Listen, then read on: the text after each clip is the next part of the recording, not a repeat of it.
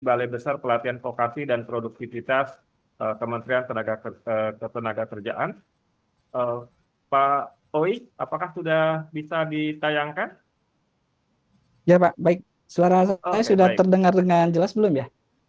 Sudah, Cukup Pak. terdengar dengan jelas, Pak. Jelas, Pak Oi. Jelas, Oke. jelas Pak Ya, Oi. baik. Baik, Saya ini kepada menggunakan Bapak dua sekali. device Pak karena ada beberapa sinyal kurang Jelas, bagus. Saya jelas, tes Pak. dari tadi gitu ya. Jadi ya, nanti kalau ada kendala di Jelas device kok. yang satu, saya akan pindah ke device yang lainnya gitu ya. Siap. Karena ini kondisinya lagi di rumah, bukan Iya, di Pak. kantor. baik. Terima kasih banyak kepada Bapak Oi Solihadin. Kami persilahkan, Bapak. Ya, baik. Izin saya share screen dulu.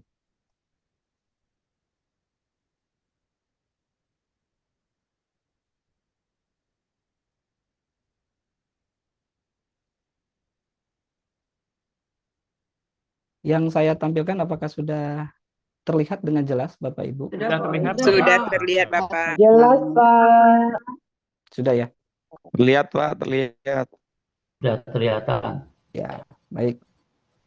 Jadi saya ini adalah pemateri terakhir barangkali ya di 14.37 dengan durasi waktu kurang lebih antara 15 sampai 20 menit. Jadi nanti ada sisa waktu sekitar 15 atau 10 menit untuk diskusi atau tanya jawab ya, Pak Darmawan Sahid. Pak Darmawan ya. Baik, selamat siang semuanya. Salam bahagia. Di kesempatan ini semoga Bapak dan Ibu tetap dalam kondisi bahagia karena kebahagiaan itu adalah kunci dari berbagai aktivitas kita. Amin. Kemudian yang kedua saya sampaikan adalah salam kesehatan. Karena tanpa kesehatan kita sangat sulit bahagia. Walaupun bisa saja dalam kondisi kita tidak sedang sehat, kita tetap bahagia. Bapak, Ibu sekalian, yang pertama tentu yang terhormat Bapak Syamsi Hari, mungkin masih memantau beliau walaupun belum menyampaikan arahannya gitu ya di kesempatan ini, speech-nya. Kemudian yang terhormat juga Ketua IASPRO Bapak Irwan Usman. Juga yang saya hormati para narasumber ada Pak Saryadi dan Pak Kiki yang sudah menyampaikan banyak hal sehingga di kesempatan ini saya pun banyak belajar mengenai arah kebijakan dari sisi pendidikan vokasi dan juga arah kebijakan dari sisi pelatihan vokasi. Saya mengambil tema yang lebih spesifik dari yang diminta gitu ya. Sehingga judul yang saya sampaikan di kesempatan ini adalah implementasi Permenaker 6 tahun 2025 dalam konteks adaptasi regulasi dan optimalisasi kinerja. Sesuai dengan apa yang disampaikan oleh narasumber sebelumnya bahwa secara umum ya, keberadaan Permen 6 ini memang merupakan bagian yang tidak bisa terpisahkan dari Perpres 68 2022. Perpres ini di tanggal 21 Februari 2023 itu sudah resmi di-launching oleh presiden kita sebelumnya yaitu Bapak Jokowi. Nah, di mana pada bagian menimbang pada Perpres itu menegaskan sangat tegas ya berkaitan dengan sumber daya manusia atau tenaga kerja kompeten. Ini adalah bisa saya sebut sebagai keyword gitu ya atau kunci. Nah, karena tema dari Astacita itu adalah keberlanjutan, maka dari Astacita tadi sudah disampaikan oleh Pak Saryadi, Pak Kiki juga menyampaikan. Nah, mungkin ada sedikit perbedaan karena saya mengambil data yang sebelumnya mungkin ya. Tetapi itu tidak bisa lepas tetap bahwa ada poin penting di dalam Astacita itu mengenai meningkatkan lapangan kerja. Ini sangat terkorelasi dengan apa yang menjadi Perpres 68 tadi. Nah, kemudian pada Astacita di yang lainnya itu menyebutkan berkaitan dengan memperkuat pembangunan sumber daya manusia atau SDM. Nah, bahkan secara letterlek disebutkan berkaitan dengan pendidikan. Nah, jadi di sini meningkatkan lapangan pekerjaan ya selama ini di dunia ketenagakerjaan lebih dekat dengan pelatihan vokasi. Peningkatan sumber daya manusia lebih jauh atau long life learning itu lebih dekat dengan pendidikan.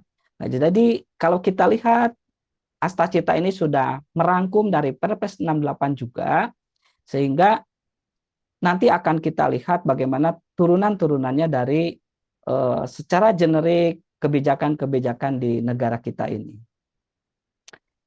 Nah, Bapak dan Ibu sekalian, suara saya masih terdengar nggak ya? Jelas, Pak. Ini sedang Cukup menyimak jelas. Dengar, bersama. Oh, Masih banget, menyimak ya. Pak. Keren, lanjut. Ya. Aduh. jelas Baik. kok terdengar. Kalau yang tadi kan itu posisi pada sesuatu yang diimajinasikan gitu ya. Kalau menggunakan pikiran kita itu adalah sesuatu yang kita harapkan, visi yang sangat jauh. Nah, tetapi kalau kita melihat Permenaker nomor 6 ini sebenarnya bukan saat ini dibuat baru akan kita implementasikan. Itu enggak begitu. Karena pada kenyataannya kita semua ini sebenarnya sudah melakukan aktivitas yang sesuai dengan Permenaker nomor 6 itu maksudnya. Nah, coba kita lihat ya, Bapak dan Ibu, saya mencoba menampilkan satu model ya. Saya sebut dengan model link and share Perpres 68 2022. Yang nanti tentu akan terkolerasi dengan Permenaker nomor 6-nya gitu. Nah, di dalam model ini kita tidak bisa lepas dari yang disebut dengan diklat vokasi atau pendidikan dan pelatihan vokasi, di mana setiap selesai melakukan pendidikan, setiap selesai melakukan pelatihan, umumnya itu dilakukan lanjut kepada sertifikasi kompetensi. Nah, sertifikasi kompetensi ini kan berupa pengakuan terhadap kompetensi yang sudah diperoleh atau yang sudah ditingkatkan dalam diklat vokasi. Nah, jadi kalau di sana belum ditingkatkan atau belum dapat pengetahuan, baik secara langsung ataupun secara pengalaman, maka ini belum bisa lanjut ke sertifikasi kompetensi. Nah, karena sertifikasi kompetensi tidak akan meningkatkan kemampuan, tapi hanya berupa pengakuan atas kompetensi yang sudah dimiliki, baik melalui jalur pendidikan, baik melalui jalur pelatihan atau pengalaman. Nah, ujung-ujungnya apa sih sebenarnya? Setelah dilakukan diklat vokasi dan sertifikasi, itu adalah penempatan. Nah, tadi sudah disinggung oleh Pak Kiki gitu ya, beberapa hal yang berkaitan dengan penempatan tenaga kerja. Nah, kenapa harus ditempatkan? Ya supaya orang mendapatkan upah, supaya orang mendapatkan gaji, begitu ya. Kenapa harus dapat gaji? Ya orang kan supaya bisa hidup dengan sejahtera, begitu. Nah, Perpres 68 telah merangkum ini semua. Kalau kita lihat secara regulasi, di dalam diklat vokasi pun itu sudah merangkum dasar-dasar yang sangat kuat. Ya kalau Bapak dan Ibu di kesempatan yang lain ya, memiliki waktu senggang itu bisa saja nanti coba dibuka Undang-Undang Nomor 13 Tahun 2023. Ya, di pasal 8 ayat 1 itu ya berkaitan dengan diklat vokasi. Nah, begitupun tadi yang disampaikan Pak Saryadi ya, itu sangat jelas sekali ya, Undang-Undang Nomor 20 Tahun 2023 itu tentang sistem pendidikan nasional. Nah, kemudian juga yang turunan dari undang-undang ini yang mendukung pada diklat vokasi ini adalah Sislatkernas ya, Sistem Pelatihan Kerja Nasional ya, PP 31 2006. Ya kalau di pelatihan asesor atau master asesor ini pasti diungkap nih ya yang ini, karena itu akan menjadi dasar nanti turunnya untuk PP 10 2018 atau sertifikasi. Ya, kemudian kan ini banyak lagi turunannya dari PP ini, pedoman-pedoman BNSP yang sangat banyak gitu ya, yang mengenai kelembagaan, mengenai sertifikasinya, kemudian mengenai penjaminan mutunya dan sebagainya. Nah, kemudian regulasi berkaitan dengan penempatan tenaga kerja pun itu sudah ada, yaitu Permenaker nomor 18 2014. Ya, ini terutama yang tenaga kerja dalam negeri. Ya, yang luar negerinya juga ada. Ya, kita bicara dulu di internal saja gitu ya, berkaitan dengan tenaga kerja dalam negeri. Nah, jadi secara link. Nah, ini gambar link ya. Kalau anak-anak zaman sekarang ini pasti lihat gambar ini artinya link ya. Seberapa mana linknya? Ya, biasanya simbolnya kan begini. Nah, ini link. Ini Perpres 68 ini ya terhubung dengan diklat vokasi, sertifikasi dan penempatan dengan regulasi pendukungnya yang bagian sebelah kiri ini yang saya kotak-kotakin. Nah, itu bagian sebelah kiri, itu link. Nah, kemudian sebelah kanan Bapak dan Ibu ini adalah gambar share. Share itu berbagi gitu ya, bagian atau mungkin bisa juga dalam padanan yang lain bisa saya sampaikan turunan gitu ya. Nah, ini suara saya masih terdengar nggak Bapak Ibu? Jelas, Pak. Masih. Jelas. Terdengar, Pak. Aman, Jelas ya. Aman, Pak. Aman. Ya, Aman. Pak, seru. Lanjut Pak. lanjut Aman, ya. Pak. Aman banget, Pak. Ya. Aman, Pak. Aman banget, Boleh Pak. minum Tenang, dulu Pak. nggak? Boleh minum dulu nggak? Lanjut, Pak. Saya masih ada waktu nih. Bapak Ibu. Cukup ya. Saya juga mau Mungkin ya, Pak. minum Aman, dulu, Pak. Bapak Ibu. Aman, Pak. Kopi Boleh. coklat dulu. Nah, Bapak Ibu juga silakan. Kalau mau diminum dulu kopinya boleh. Ya. Pantun dulu boleh Pak, pantun dulu. Kalau pantun tadi sudah banyak ya. Ya, baik. Aman, Pak. Aman, Pak. Tenang, Pak. Kita Aman. lanjutkan ya. Kita lanjutkan. Lanjut Pak Wi. Lanjut. Ini sekarang share ya. Kalau share ini Bapak dan Ibu tadi juga banyak disebutkan gitu ya. Oleh Pak Kiki banyak nih. Kalau Perpres 68 ini Bapak dan Ibu melahirkan salah satunya adalah Permenko PMK 5/2022. Ini mengatur tentang kelembagaannya, organisasi dan tata kerja TKN RPVV. Ini Tim Koordinasi Nasional Revitalisasi Pendidikan Vokasi dan Pelatihan Vokasi, itu singkatannya.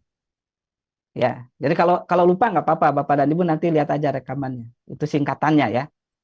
Nah, kemudian yang berikutnya adalah dia juga tidak jauh dari terlahirnya ini juga melahirkan Permenko nomor 6-nya, yaitu tentang strategi nasional.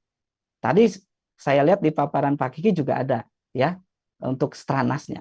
Jadi kalau ini softwarenya, kalau ini hardwarenya ya, kalau saya bicara tentang komputer, ini softwarenya. Strategi itu softwarenya gimana sih supaya organisasinya berjalan, programnya berjalan. Nah, ini ada strateginya. Kemudian ada hardwarenya nih, organisasi dan tata kelola termasuk sampai ke tingkat daerah. Nah, kemudian kalau dari dunia pendidikan ya, itu kalau Bapak dan Ibu sempat juga membaca nih ada peraturan Dirjen Pendidikan Vokasi nomor 24/2003 tentang tracer studi lulusan. Ya, ini tidak lepas dari Perpres 68. Gitu ya. Nah, kemudian masuk ke Kemnaker ya, saya lebih banyak regulasi Kemnaker karena memang saya ada di Kemnaker ya, mungkin yang pendidikan saya beberapa aja yang saya paham gitu ya. Nah, yang ini Bapak dan Ibu, Permenaker 6 yang baru yang sedang kita bahas ini. Nah, kemudian juga sebelumnya itu sudah terlahir dari Perpres ini adalah Sistem Informasi Pasar Kerja atau SIPK. Nah, SIPK ini akan menjadi link and match atau ibaratnya satu kelembagaan yang ada di Kemnaker yang akan menghubungkan antara pencari kerja dengan pemberi kerja. Juga akan menghubungkan antara supply dan demand, termasuk visualisasi dari dashboard data-data yang muncul berkaitan dengan informasi pencari kerja, informasi pemberi kerja, dan juga terjadinya matching antara pencari kerja dan pemberi kerja. Nah, ini kebetulan saya pernah berada di pusat pasar kerja ya, dan ya beberapa kali terlibat juga dalam penyusunan Permen ini ya, Permen Sistem Informasi Pasar Kerja ini. Nah, termasuk yang Perpres 8 juga sempat ikut, kemudian yang nomor 5 ini juga iya, Stranas juga ya. Nah, kalau yang ini saya tidak pernah terlibat gitu ya. Di Perden Pendidikan Vokasi ini saya nggak pernah ikut untuk ikut membahas atau merumuskan. Nah, jadi di bagian yang ini Bapak dan Ibu, ini adalah link and share-nya. Baik, saya lanjutkan untuk Permen 6 ini ya. Ini sebenarnya apa sih sebenarnya? Ya, kalau kita sederhanakan, Permen 6 ini adalah update dari Permen yang ini gitu ya, yang sebelumnya. Juga turunan dari Perpres 68. Nah, apa isinya? Terdiri dari 6 bab, 4 bagian dan 44 pasal itu isinya. Nah, yang akan saya bahas di kesempatan ini hanya bagiannya saja, 4 bagian ini gitu. Karena ini sangat relatif banget dengan basic saya atau background saya. Tadi disampaikan oleh Pak Kiki, kita harus membahas ini dari beberapa kali lagi gitu ya, sosialisasi ini. Itu saya sangat sepakat, karena sudut pandang setiap orang terhadap permen ini bisa berbeda-beda.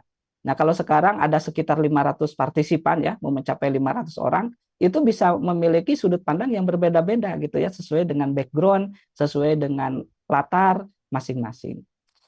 Nah, ini di dalam permen ini bagiannya itu ada 4. Persiapan pelaksanaan tailor-made, tadi disebut Pak Kiki, tailor-made training, kemudian monitoring dan evaluasi. Nah, kalau kita gambarkan lebih jauh, Bapak dan Ibu, 4 bagian itu apa saja isinya? Untuk di bagian persiapan ini berisi tentang identifikasi kebutuhan pelatihan, atau yang sering disebut di pelatihan metodologi itu adalah analisis kebutuhan pelatihan, atau yang di bahasa Inggriskan menjadi training need analysis. Nah, itu sudah ada di dalam permen ini. Apakah di Permen 8-nya tidak ada? Ada, ya. Sebelumnya juga ada. Makanya saya sampaikan bahwa ini sebenarnya penguatan implementasi, bukan mengimplementasi dari awal gitu ya. Jadi kita ini sebenarnya tidak nol-nol banget Bapak dan Ibu dalam mengimplementasikan Permen 6 ini. Kemudian hal yang lainnya berkaitan dengan sumber daya, penyiapan administrasi dan rekrutmen. Tentu di sisi yang lain ini juga bisa dibahas lebih detail tentang tenaga kepelatihan ya, atau berkaitan dengan administrasi pelatihannya, sampai ada jadwalnya bagaimana, kemudian daftar hadir instrukturnya bagaimana gitu ya, itu juga bisa menjadi pembahasan yang menarik gitu. Kemudian yang kedua berkaitan dengan pelaksanaan, ada bagian yang umum, generik, metode, tahapan pembelajaran, sertifikasi kompetensi. Ya jelas disampaikan sertifikasi kompetensi, tetapi dalam permen ini sertifikasi kompetensi itu tidak menjelaskan mengenai panduan bagaimana sertifikasi, tidak menjelaskan bagaimana lebih detail mengenai sertifikasi, karena itu sudah berada pada ranah BNSP. Tetapi hanya mungkin menyampaikan bahwa setiap selesai pendidikan dan pelatihan vokasi itu harus dilanjutkan dengan sertifikasi kompetensi sesuai dengan sumber daya dan yang ada ya, dan juga sesuai dengan anggaran. Nah, hal yang lain berkaitan dengan tailor-made dan monitoring. Nah, baik, ini saya akan coba menyampaikan ya, karena memang sudah diimplementasikan. Mungkin hanya nanti kita tinggal meningkatkan saja. Misalnya ya, dari keempat bagian itu tadi ada berkaitan dengan identifikasi kebutuhan pelatihan. Nah, identifikasi kebutuhan pelatihan ini sangat terkait dengan informasi pasar kerja, kemudian profil kompetensi. Nah, contoh implementasinya seperti apa dari identifikasi kebutuhan pelatihan ini? Nah, misalnya saya buka seperti ini, Bapak dan Ibu. Ini saya perbesar dulu. Sudah terlihat belum ya? Sudah Pak, cukup jelas. Terlihat Pak, Sudah jelas. ya? Sudah. Nah, Pak. ini yang disebut dengan informasi pasar kerja. Ya, misalnya nih ya, pada hari Kamis tanggal ini riset ini BRIN melalui siaran pers mengenai penyelenggaraan simposium ini. Nah, sampai nanti informasi-informasi ini akan mengkerucut kepada satu tabel kebutuhan tenaga kerja nasional. Misalnya ada lapangan kerjanya pertanian, potensi jabatannya apa, deskripsi tugasnya apa, potensi kebutuhan jenis pelatihan, nomenklatur bidang kompetensinya apa. Nah, jumlah tenaga kerja yang dibutuhkannya berapa. Nah, ini dari informasi pasar kerja bisa diturunkan lebih detail seperti ini. Nah, jadi udah terlihat jenis pelatihannya itu apa. Gitu ya. Nah, kemudian nanti di sektor-sektor yang lain juga sama. Dari informasi pasar kerja yang tadi, misalnya dari kelistrikan. Ini apa sih kebutuhan deskripsi jabatannya? Ya, di lowongan itu apa? Nah, kemudian jenis pelatihannya apa yang mungkin nanti bisa dilakukan, misalnya ini. Nah, itu dari sisi informasi pasar kerjanya. Nah, sekarang berikutnya kita lihat dari profil kompetensinya. Ini ngambil sampel salah satu ya. Nah, sampel salah satu. Ini sesuai peraturan 771 ya. Kalau mau dituangkan dalam tabel, misalnya gini, ada informasi jabatan. Informasi jabatan ini tadi diambil dari informasi pasar kerja. Kemudian tugas dalam pekerjaan itu juga diambil dari informasi pasar kerja yang lebih spesifik, tugas-tugas pekerjaannya apa. Baru ini bisa diproyeksikan ke dalam kode unit kompetensi atau judul unit kompetensi. Unit kompetensinya apa yang dibutuhkan. Nah, dari tugas-tugas jabatan ini terproyeksi pada unit kompetensi, itulah namanya pelatihan berbasis kompetensi berdasarkan pasar kerja, gitu ya. Nah, ini misalnya untuk mencari apa namanya referensi unit kompetensinya kan ada di tempatnya Pak Kiki ya, skkni.kemnaker.go.id itu kan bisa dicari gitu. Nah, ini adalah bagian yang ini, identifikasi kebutuhan yang ada di Permen 6. Nah, sekarang misalnya kita lihat berkaitan dengan bagian penyiapan sumber daya pelatihannya. Katakanlah program pelatihan. Program pelatihan ini kan sudah ada regulasinya, Kepdirjen juga. Nah, seperti ini ya, Bapak dan Ibu, ada kode programnya yang diatur berdasarkan KBLUI atau Klasifikasi Baku Lapangan Usaha Indonesia. Ya, kemudian nanti yang lebih spesifik ini kan formatnya sudah standar seperti ini. Biasanya yang menarik di sini ya, di bagian ini ya, saya contohkan, perbesar dulu.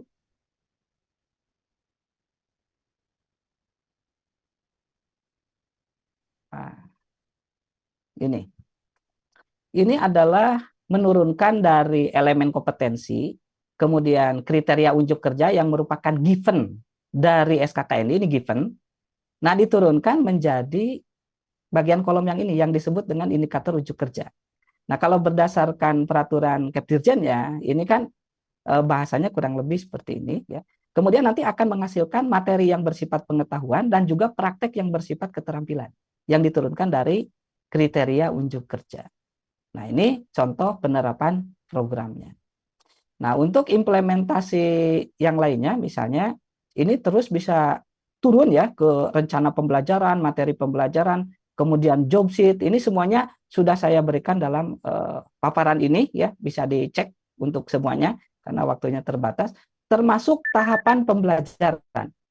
Tahapan pembelajaran ini di beberapa metode kan ada yang disebut dengan gloss off, kemudian ada 9 Gagner, tetapi yang di Permen 6 ini dan juga tidak mengubah dari Permen sebelumnya, itu hanya 4 langkah mengajar yang diambil, lebih spesifik, lebih sederhana, di mana metode tahapan mengajar ini juga diadaptasi dari teorinya Herbartian ya.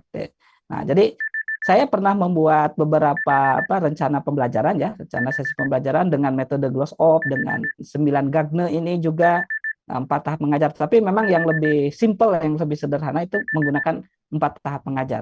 Nah, makanya tadi Pak Saryadi menyampaikan ada rencana untuk naik kelas untuk para instruktur gitu ya. Nah, itu Pak sertifikasinya harus 2, sertifikasi teknis ya di bidang dia, misalnya di bidang kelistrikan atau bidang TIK gitu, juga harus meningkatkan kemampuan kompetensinya di bidang metodologi pelatihan. Kalau di istilah yang lain itu disebut dengan keterampilan pedagogik.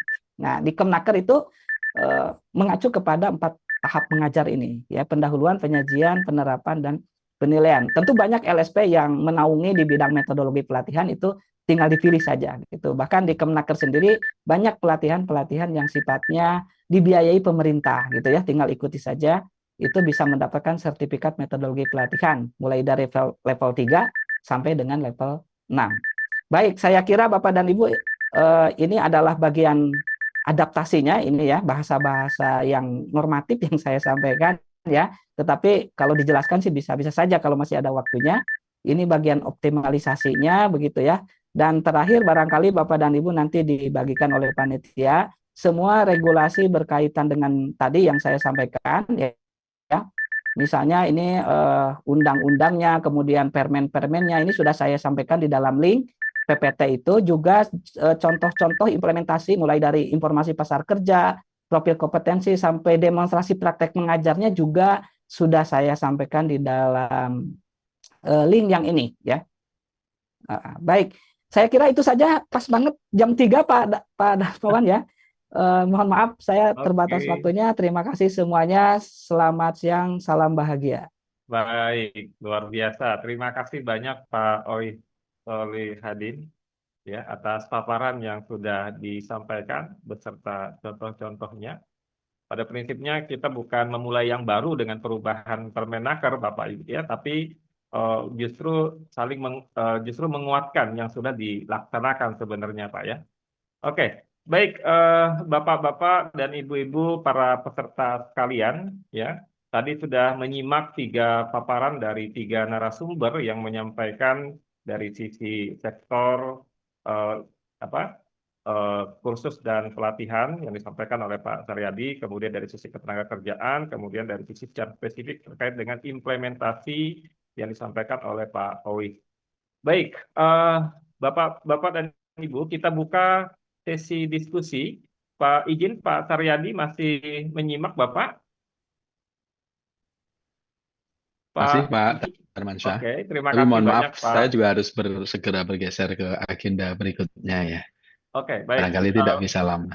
Baik, minta waktu sebentar Pak ya. Kemudian Pak Kiki, mohon izin.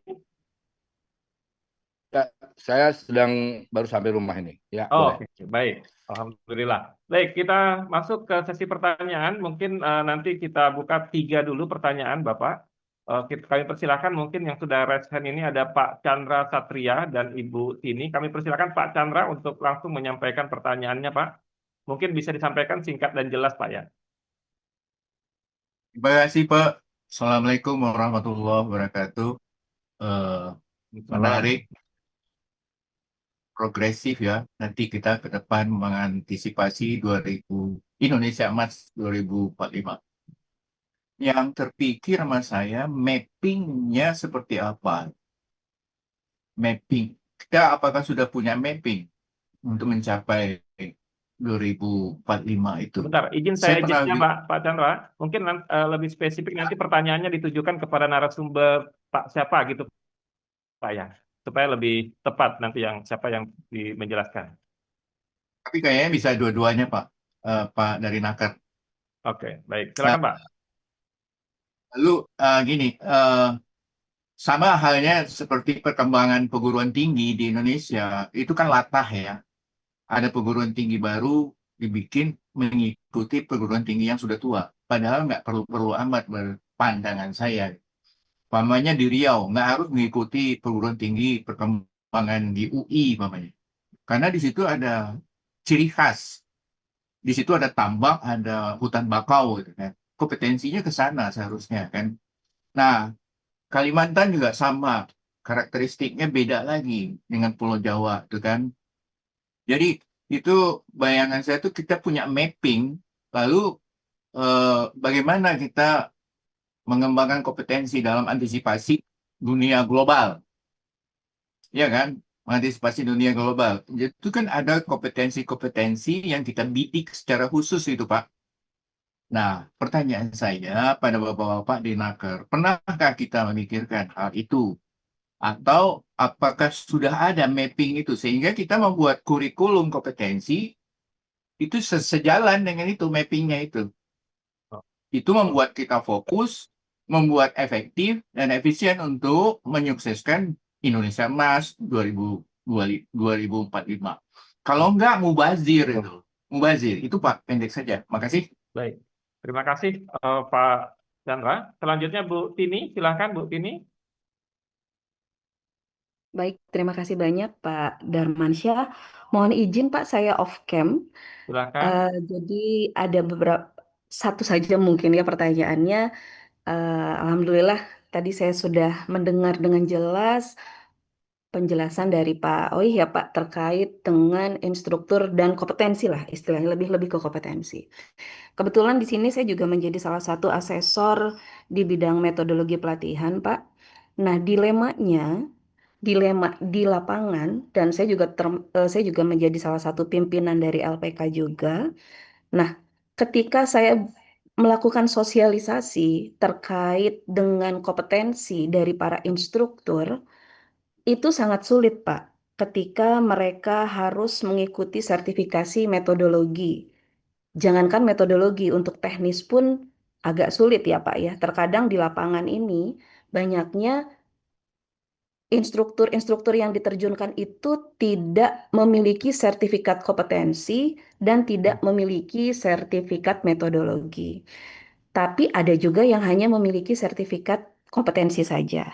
Nah, sesuai dengan peraturan yang terbaru sekarang, Permenaker sekarang ya Pak, yang terbaru itu wajib ya Pak sifatnya.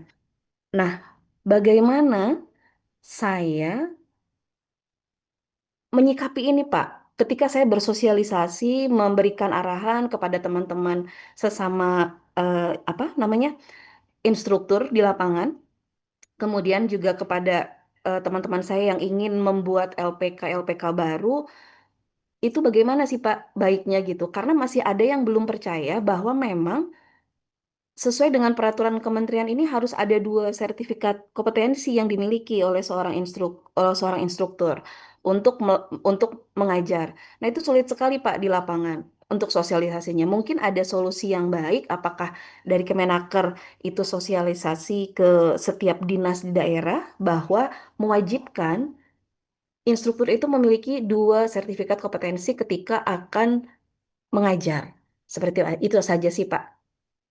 Baik, Ya, terima terima kasih kasih banyak banyak Bu Pak. Tini. Oke, berikutnya mungkin Pak yang sesi pertama terakhir Pak Jaya Wahyudin. Ya, terima kasih Pak Darmansyah atas waktunya. Suara saya cukup jelas ya. Jelas Bapak, silahkan Bapak. Baik, ya. Yang pertama saya ingin mengkritisi tentang program RPL nih. Program RPL ini kan nggak tahu apakah kebijakan dari kementerian sebelumnya atau akan langgeng gitu ya. Dengan adanya pergantian kementerian ini, apakah nanti program RPL ini akan dilanjutkan kan gitu?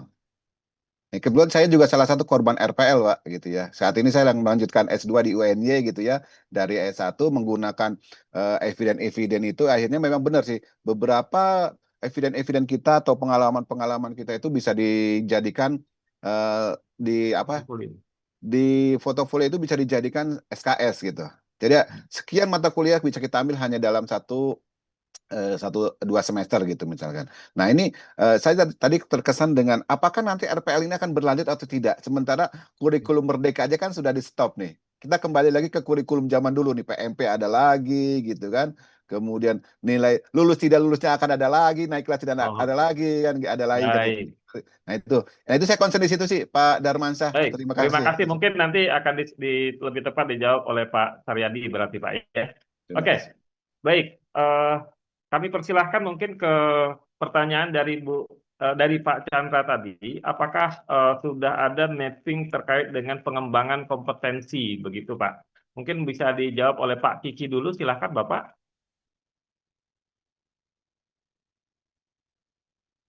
Pak Kiki, bisa disimak Pak? Atau Pak Saryadi, Pak. Oke, atau Pak Saryadi? Silahkan Bapak. Baik, terima kasih Pak Darmansyah atas kesempatan yang diberikan kepada saya untuk bisa merespon pertanyaan dari rekan-rekan semua. Chandra tadi Pak. Kalau untuk yang pertanyaan di awal, karena tadi memang ditujukannya ke Kemenaker ya. Saya merespon terkait dengan RPL gitu ya, terkait dengan RPL saja, yang dari Pak Jaya ya. Jaya Wahyudin tadi Pak. Oke, ya, dari Pak Jaya. Jadi kalau untuk RPL, ini kami sampaikan dari sisi perspektif Direktorat Kursus dan Pelatihan, karena tadi Pak Kiki kan juga sempat menyinggung tentang RPL gitu ya, bagaimana pengakuan atas capaian-capaian kompetensi yang diselenggarakan melalui pelatihan vokasi gitu ya.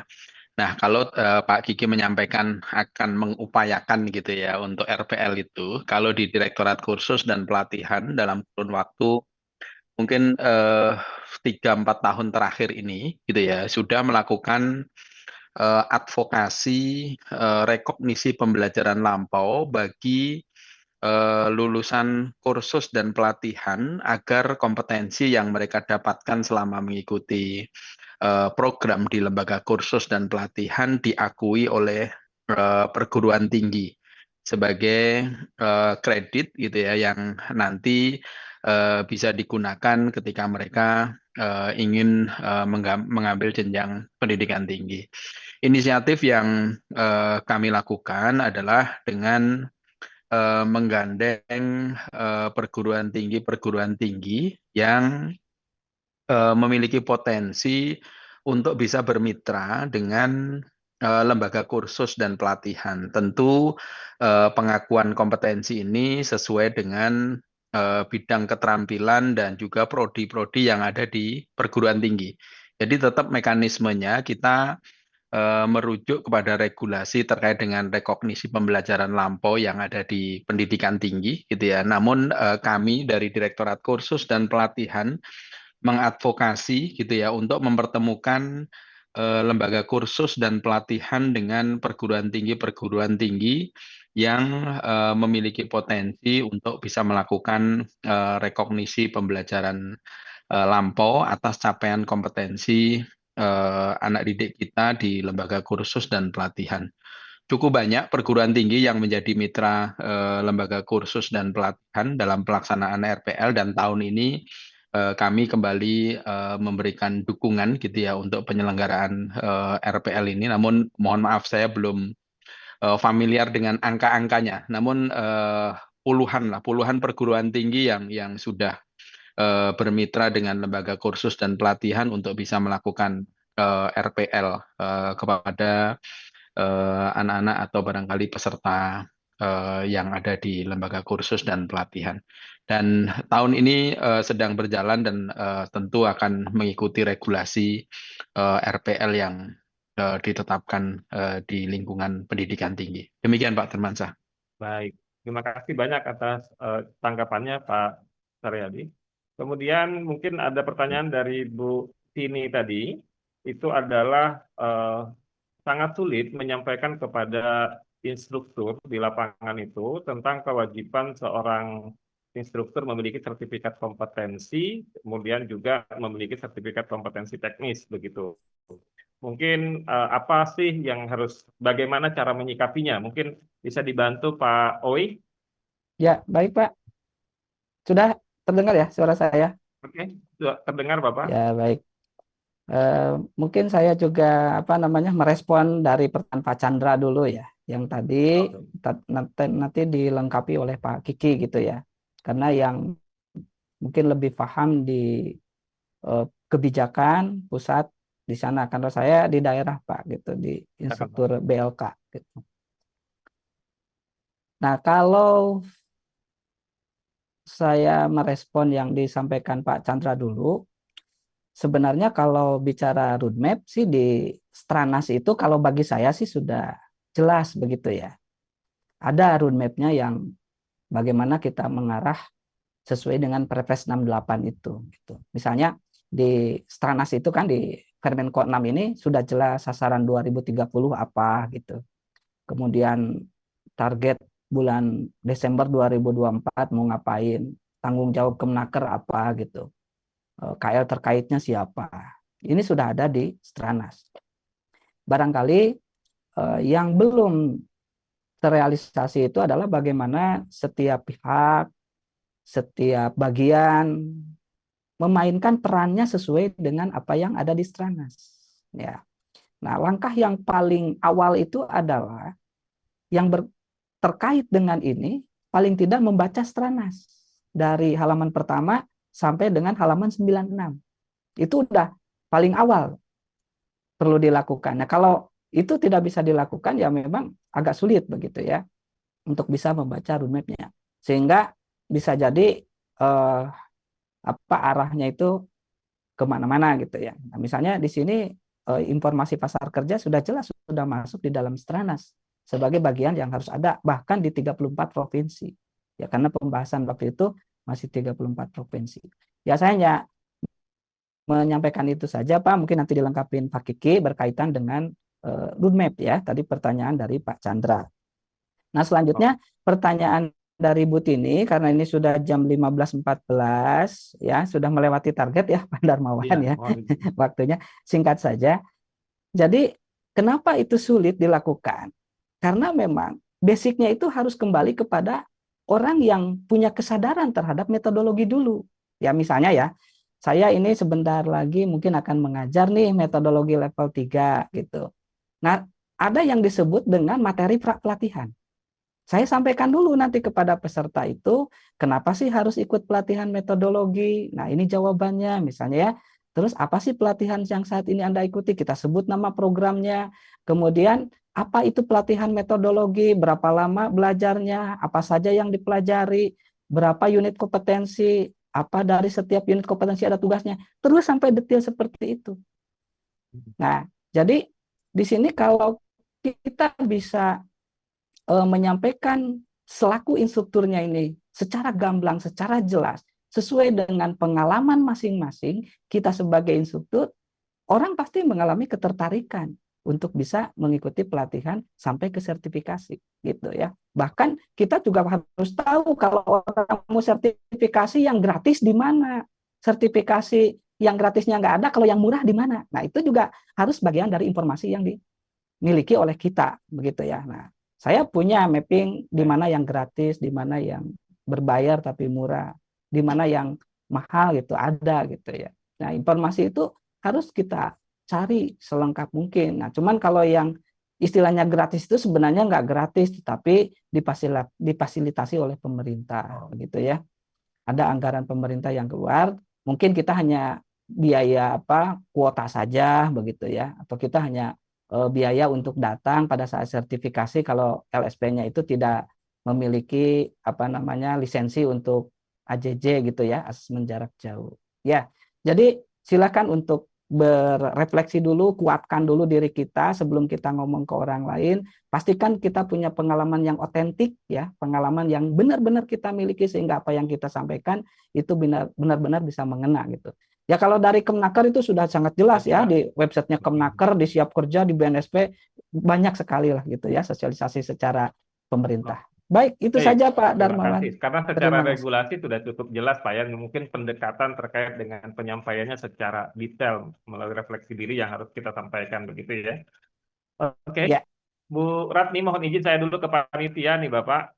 Apakah kita masih ada waktu? Mohon izin Bu Ratni. Ini karena memang sangat menarik nih sepertinya Bu Ratni. Ya, boleh 5 menit lagi mangga silakan. Oke, kita buka satu pertanyaan ya, atau 2 pertanyaan, silahkan. Izin Pak Dar, saya Pak Sul dari Politadi Pangkep. Ya. Oke, kita mulai dulu yang headline dulu ya Pak ya, mohon izin. Ini ada Bu Sinta Novanana, silahkan Bu, mohon izin ya Pak ya. Oke, siap, terima kasih Pak Darmansyah dan rekan-rekan. Oke, saya mau cepat saja dan salah satu pemilik LPK. Oke. Dan memiliki permintaan dari mitra-mitra kami dari industri. Nah, kami mengalami kesulitan Pak untuk mencari talenta. Kebetulan kami di bidang telekomunikasi, betul. Mencari peserta ya Pak Ibu ya? Ya, talenta. Sepertinya harus ada ekosistem ya Pak. Dan tadi saya juga sudah melihat pertanyaannya Pak Chandra.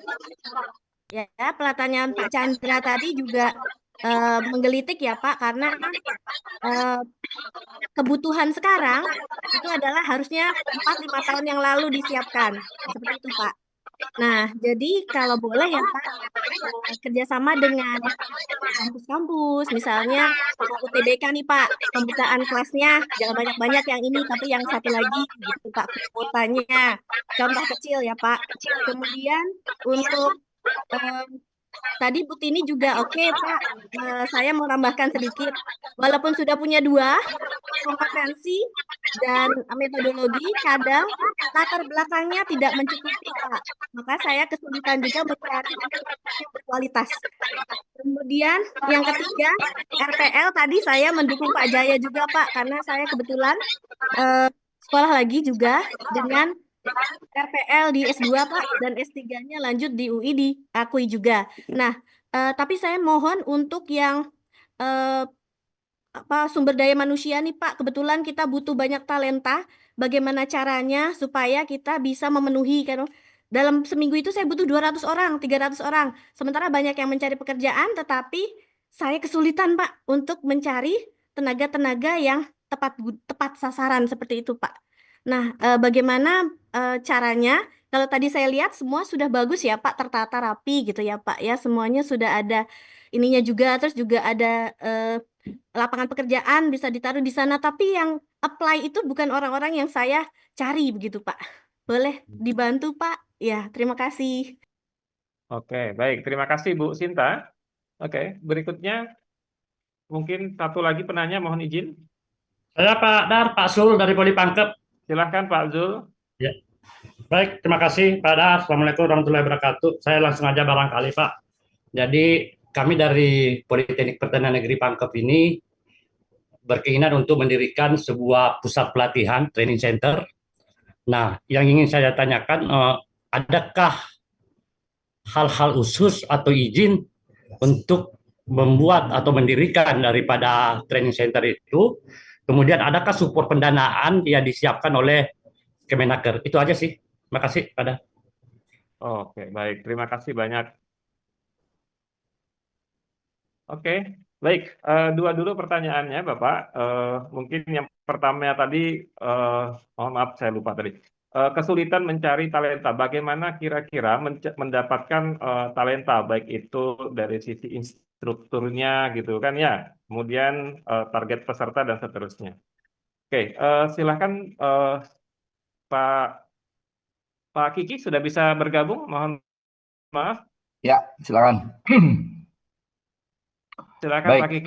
saya coba tadi ada beberapa pertanyaan yang singkat perlu saya jawab agar tidak miss, tapi ini juga tentu perlu ada klarifikasi dan afirmasi ke berbagai pihak. Pertama, bahwa kita pada saat ini memang belum memiliki ya secara detail tadi ada mapping untuk Mapping, kompetensi ya. sumber daya manusia. Memang belum, Pak. Tetapi kita sudah punya di unit kami standarisasi kompetensi dan program pelatihan telah mengatur SKKNI ya, SKK yang terdiri dari SKKNI, SKK khusus dan SKK internasional, dan ini tentu merujuk pada kerangka kualifikasi nasional Indonesia atau KKNI. Nah, di sini Kemenaker tentu berinisiatif mendorong hal ini ya melalui berbagai kebijakan yang ada di internal kami. Di antaranya tadi sudah disinggung adanya satu data ketenagakerjaan ya.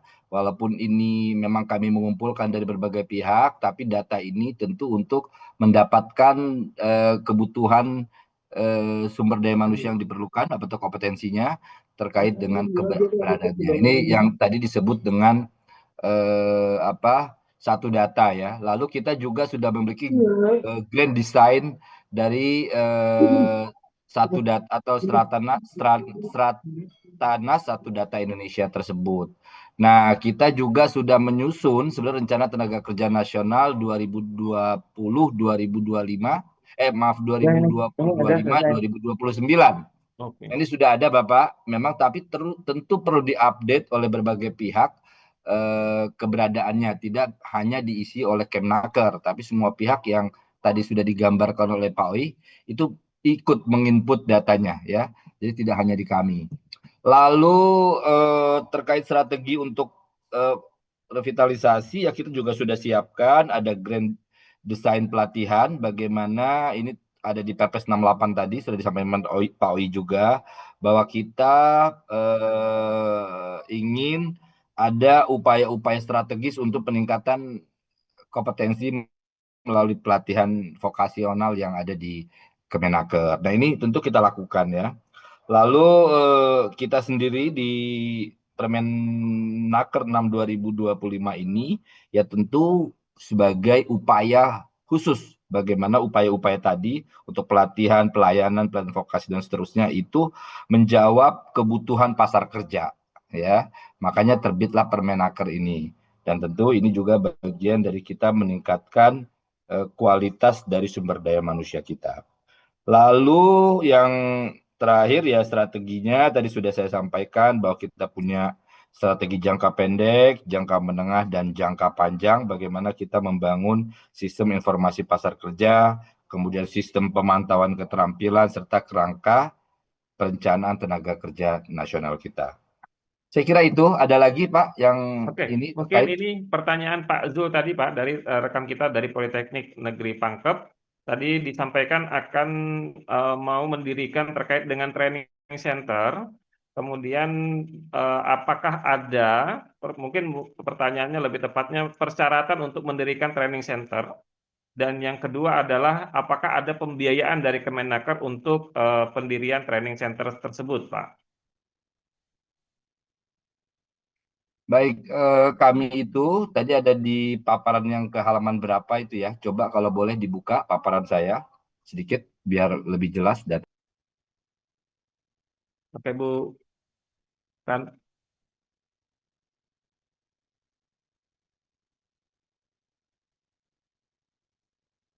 oke. Kiki, Pak Kiki di halaman berapa? terus. Saya juga sedang buka ini. Ya, Terus. Jadi Bapak Ibu sekalian, training center tentu kalau di halaman yang modalitas pelatihan. Terus. Oke, modalitas pelatihan. Modalitas Terus, pelatihan.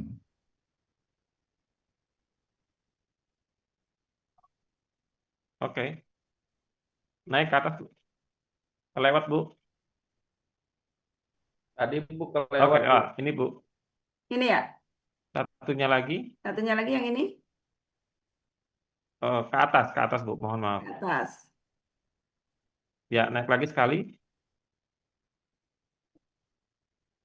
Oke, Bu. Ya, ini Ini? dia. Betul. Baik Ibu, ini adalah modalitas pelatihan vokasi Kemenaker ya untuk bagaimana kita memiliki link and match pada situasi dan kondisi hari ini. Kita memiliki standar kompetensi, kemudian kelembagaan dan SDM. Ketika bicara tadi yang disampaikan memang dari sisi kelembagaan ini yang tengah ya, kita punya 311 BLK pemerintah di seluruh Indonesia. Kemudian 2.980 LPK swasta. Ya. Kemudian 95 BLK luar negeri. Kemudian 4.000 sekian BLK komunitas dan 2.000 sekian LSP terlisensi dan 5.505 standing organization pemagangan. Jadi kalau Bapak sebut training center, apakah ini bisa disebut training center? Saya kira iya. Ya, ini bagian dari apa yang dimiliki saat ini. Apakah di swasta dia memiliki satu unit training center sebagai LPK, dia juga bisa atau dia punya training center tapi menggunakan tempat lain dan seterusnya. Jadi ini sebenarnya kalau Bapak bisa manfaatkan ini, kita sudah punya 4.600 BLK komunitas.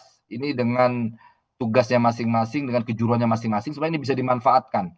Mungkin di sekitar Bapak Ibu ada ini 4.600 ini, karena dia ada di desa kelurahan biasanya. Kita bangunkan dan ini bisa dimanfaatkan sebagai tempat untuk training center ya, tempat, lokasi. Tapi secara kelembagaan tuh kita sudah punya sekian banyak Bapak Ibu. Nah, dan sekarang pun Bapak Ibu tidak perlu mungkin repot-repot bangun secara infrastruktur, bikin training center. Sebenarnya BLK kita, BLK pemerintah ini juga Bapak Ibu bisa manfaatkan.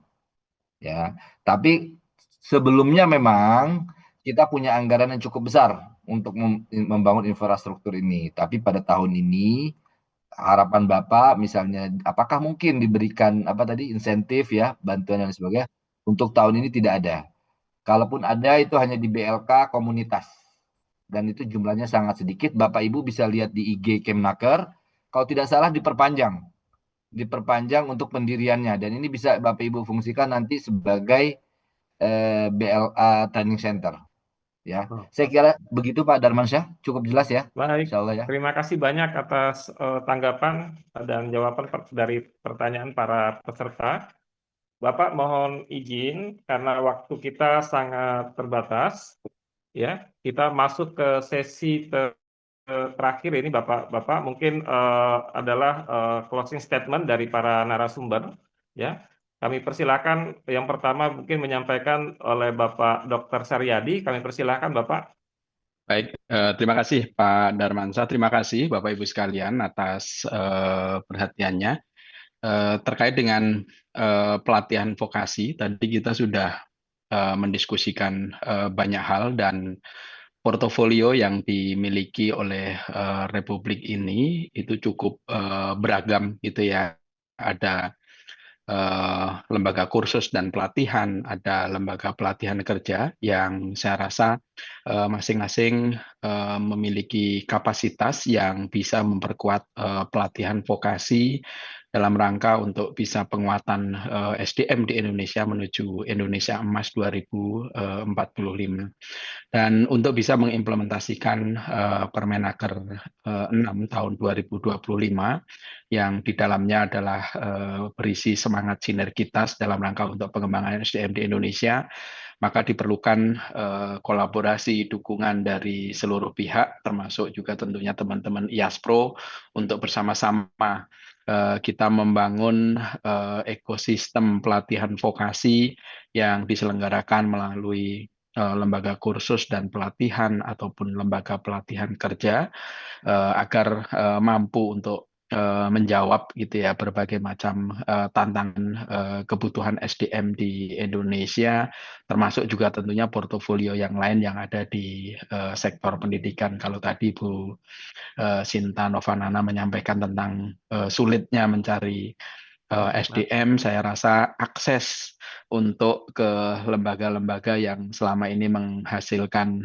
SDM dengan skill set tertentu bisa kita carikan jalan secara bersama-sama untuk aksesnya sehingga bisa menjawab berbagai macam kebutuhan. Barangkali itu Pak Darmansyah, terima kasih Baik. banyak atas kesempatan dan juga terima kasih atas pertanyaan dan perhatian Bapak Ibu sekalian. Terima kasih. Terima kasih banyak Pak Dr. Saryadi atas closing statement-nya. Berikutnya kami mintakan kepada Bapak Dr. Abdullah Kiki Asmara. Silakan Bapak.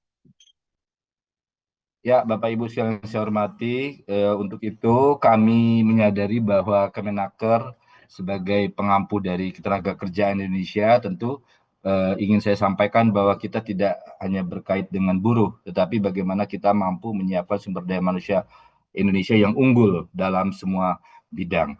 Untuk itu, Kemenaker berharap ketika permen ini diimplementasikan, bagaimana kita mengupayakan integrasi dari pelayanan pelatihan vokasi dengan memberikan informasi pasar kerja dan sertifikasi yang jelas.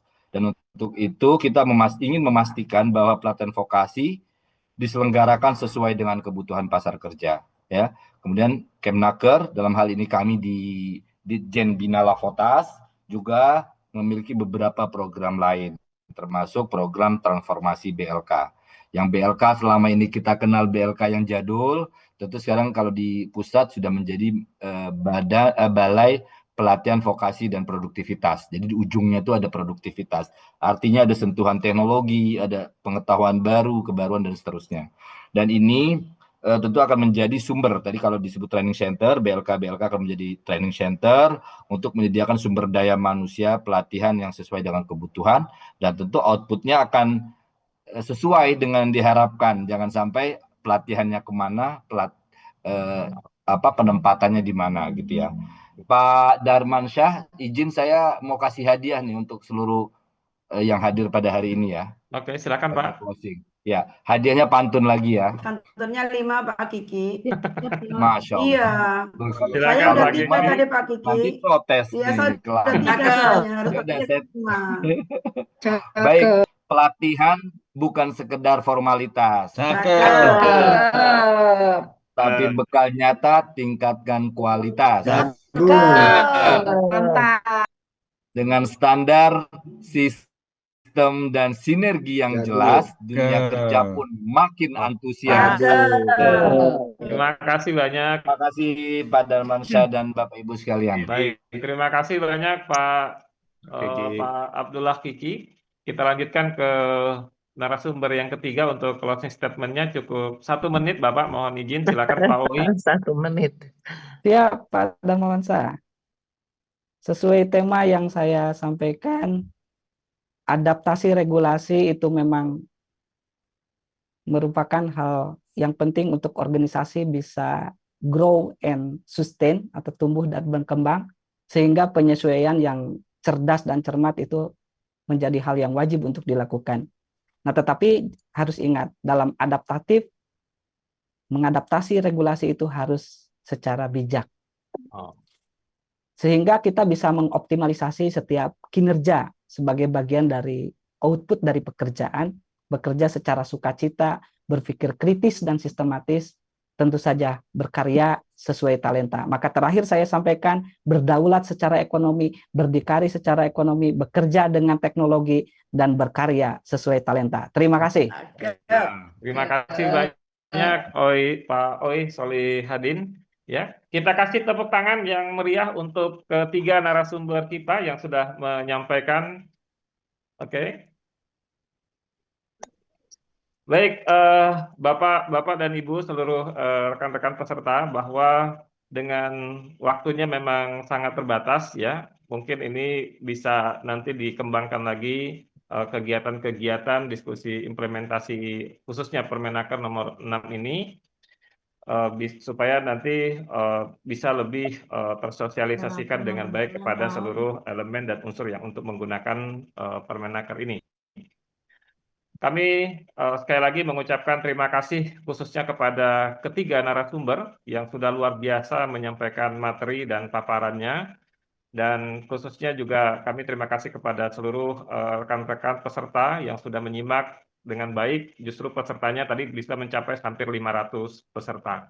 Dan saya yang bertugas pada kesempatan ini sebagai moderator, minta maaf, minta halal jika ada yang kurang berkenan.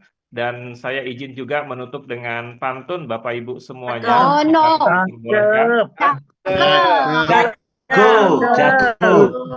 Baik, saya bacakan Bapak menyusun berkas di atas meja. Instrumen asesmen dicek bersama. Saya kurang berkenan, mohon moderator sebagai moderator mohon maaf jika ada yang salah. Terima kasih. Assalamualaikum warahmatullahi wabarakatuh.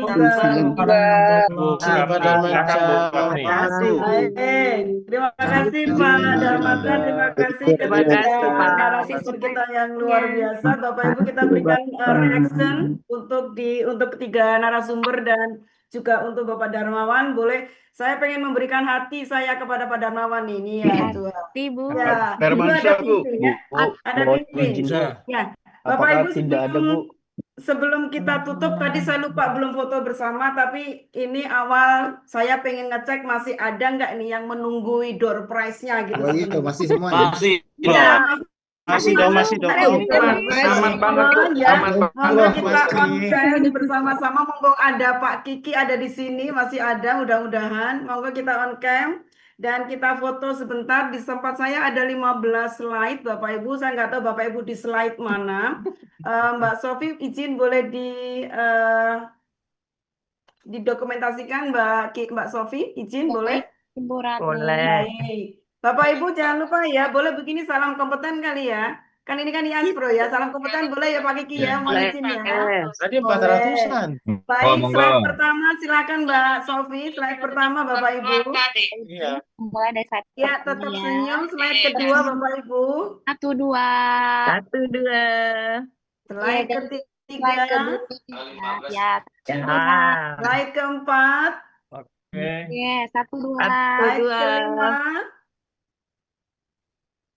Baik. Slide keenam. Semuanya on cam ini luar biasa ini. Slide ke-7.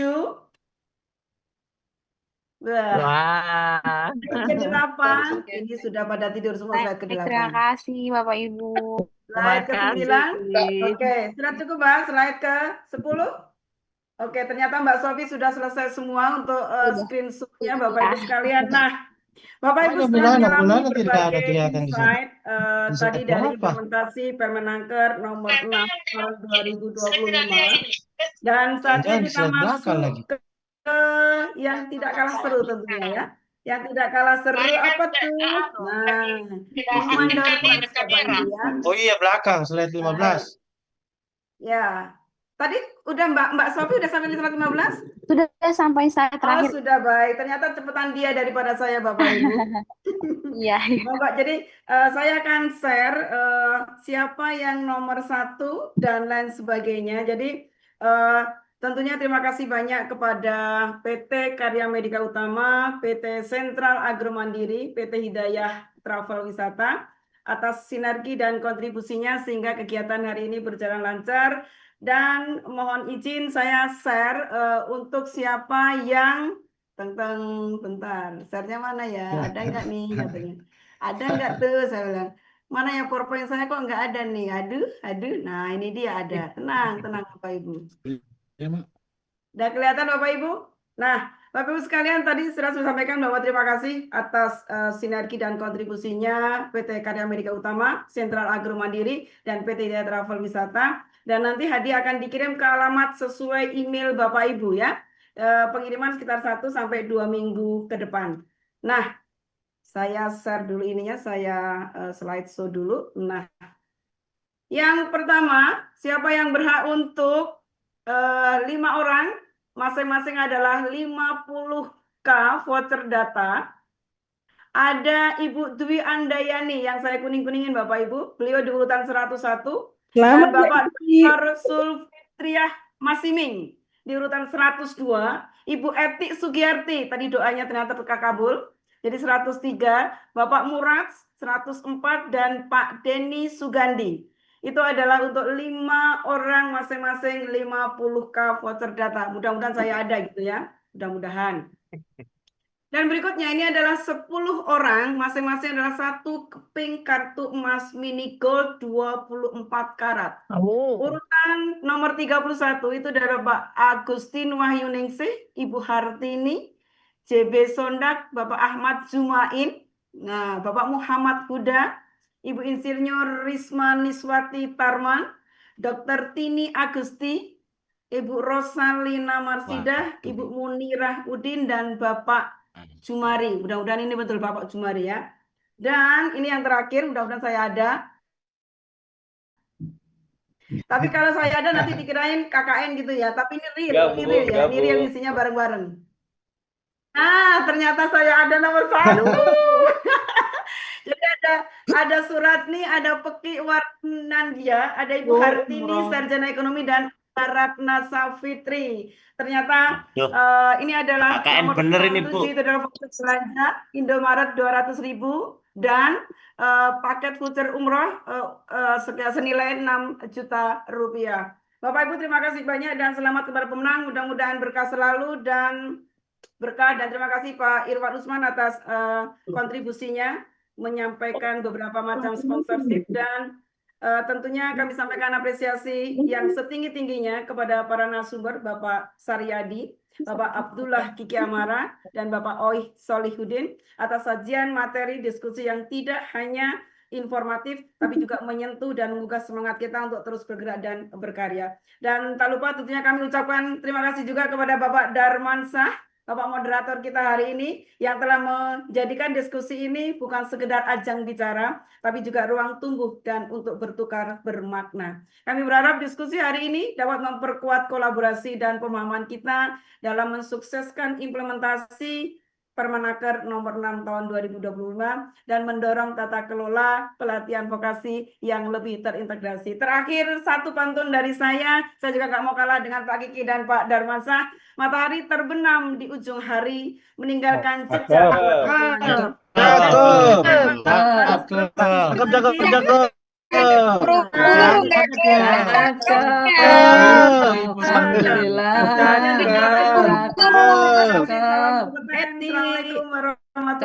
Waalaikumsalam warahmatullahi wabarakatuh. Materinya bisa dapat di mana, Bu? Materinya dapat di mana? Nanti kami ya, Bunda. Materinya nanti kami. Terima kasih. Terima kasih. Terima kasih Pak Materi perlu materi. kasih.